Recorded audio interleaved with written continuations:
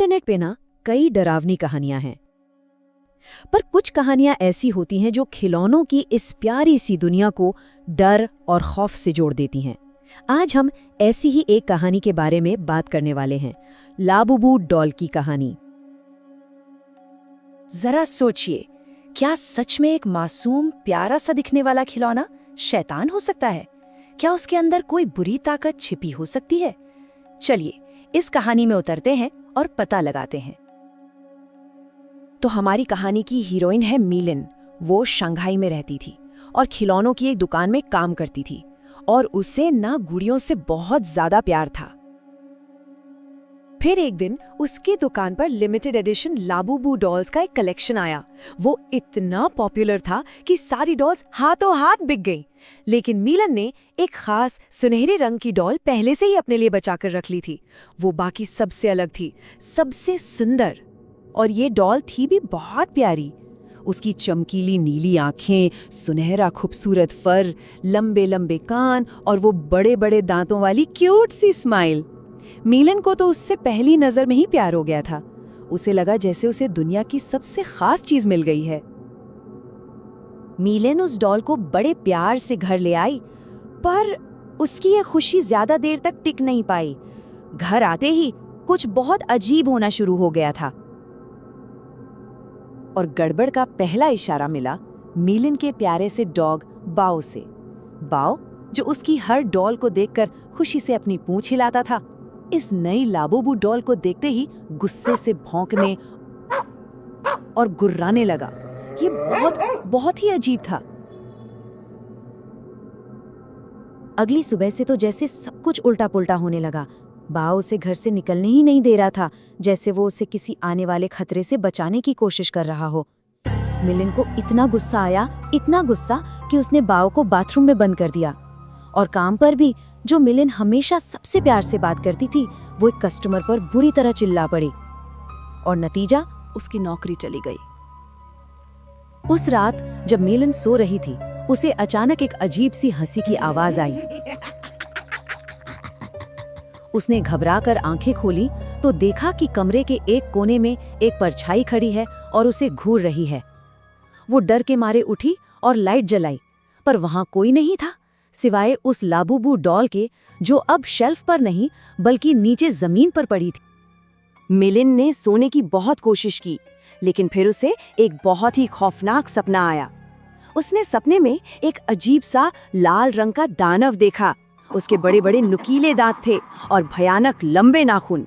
वो धीरे धीरे मिलिन की तरफ बढ़ रहा था और फिर उसने मिलिन पर हमला कर दिया।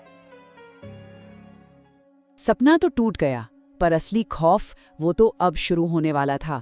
अब उस प्यारी सी डॉल का असली भयानक चेहरा सामने आने वाला था। डर के मारे मीलन की आंख खुल गई और उसने जो देखा उससे तो उसकी चीख निकल गई। वो लाबूबू डॉल जिसे उसने शेल्फ पर रखा था, अब उसके सीने पर बैठी थी और उसकी स्माइल अब पहले से कई ज्यादा डरावनी लग रही थी। मीलन की चीख सुनकर बाओ सीधा कमरे में भागा आया। उसने झपट्टा मारकर डॉल को मीलन के ऊपर से खींचा और अपनी तेज दांतों से उसके टुकड़े टुकड़े कर दिए। मीलन ने राहत की सांस ली और डॉल के उन टुकड़ों को उठाकर कूड़ेदान में फेंक दिया। उसे लगा चलो सब खत्म हो गया। लेकिन जब वो अगली सुबह उठी तो उसका सिर दर्द से फटा जा रहा था और उसने देखा कि उसके पूरे शरीर पर छोटे छोटे लाल दाने हो गए हैं, जैसे किसी ने उसे काटा हो। और सबसे डरावनी बात ये थी कि बाओ कहीं नहीं मिल रहा था। मिलन बाओ को ढूंढते ढूंढते बाथरूम में गई। बाओ तो वहां नहीं था, लेकिन जब उसकी नजर शीशे पर पड़ी तो उसके होश उड़ गए। बाथरूम के शेल्फ पर वही लाबूबू डॉल एकदम सही सलामत रखी थी, जैसे उसे कभी तोड़ा ही ना गया हो। मिलन इतना डर गई कि वो घर से बाहर भाग गई, पर जब हिम्मत करके वापस आई तो मंजर और भी भयानक था।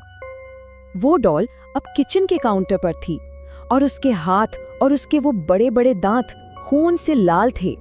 और फिर किचन के सिंक के नीचे मिलन को बाओ की लाश मिली। उस डॉल ने उसे बड़ी बेरहमी से मार डाला था। अब मिलिन के मन में कोई शक नहीं बचा था कि ये सब आखिर कौन कर रहा है। अब मिलिन अकेली थी और इस खौफ का सामना कर रही थी। उसने मदद के लिए इंटरनेट पर इस डॉल के बारे में सर्च करना शुरू किया और जो उसे मिला वो उसकी उम्मीद से कहीं ज्यादा डरावना था। उसे पता चला कि वो अकेली नहीं है। दुनिया भर में कई लोगों के साथ ऐसी ही अजीब और भयानक घटनाएं हो रही थी। उनकी लाबूबू डॉल्स लोगों को काट रही थीं, उनके घर आने के बाद लोगों की नौकरियां जा रही थीं, लोग बीमार पड़ रहे थे और यहाँ तक कि कुछ मामलों में तो उनके किसी करीबी की मौत भी हो गई थी। मिलिन को अब पूरा यकीन हो गया था कि उसकी डॉल श्रापित है। उसने बिना एक पल सोचे उस डॉल को जलाकर राख कर दिया और उसकी राख को एक नदी में बहा दिया। उसे लगा कि अब जाकर वो इस बला से हमेशा के लिए आजाद हो गई है। लेकिन क्या वो सच में सुरक्षित थी या ये खौफ कभी खत्म होने ही नहीं वाला था? कहानी का अंत शायद सबसे ज्यादा चौंकाने वाला है। अगली सुबह पुलिस को मिलिन अपने घर में मृत मिली और उसके लाश के ठीक बगल में वही सुनहरी लाबूबू डॉल पड़ी थी, एकदम नई, सही सलामत, जैसे कुछ हुआ ही न हो। वो डॉल जिसे मिलिन ने जलाकर राख कर दिया था वापस आ चुकी थी। इंटरनेट पर कुछ थियरीज ये भी हैं कि ये डॉल पज़ुज़ू नाम के एक बहुत ही पुराने और खतरनाक डीमन का दूसरा रूप है। शायद इन्हीं सब घटनाओं की वजह से कई देशों में इस डॉल को बैन भी कर दिया गया है। तो सवाल फिर से वहीं आकर खड़ा हो जाता है, क्या ये सब सिर्फ एक इंटरनेट पर फैली डरावनी कहानी है या फिर इन प्यारी सी दिखने वाली डॉल्स में वाकई कोई शैतानी ताकत छुपी है? इसका जवाब शायद हमें कभी नहीं मिलेगा।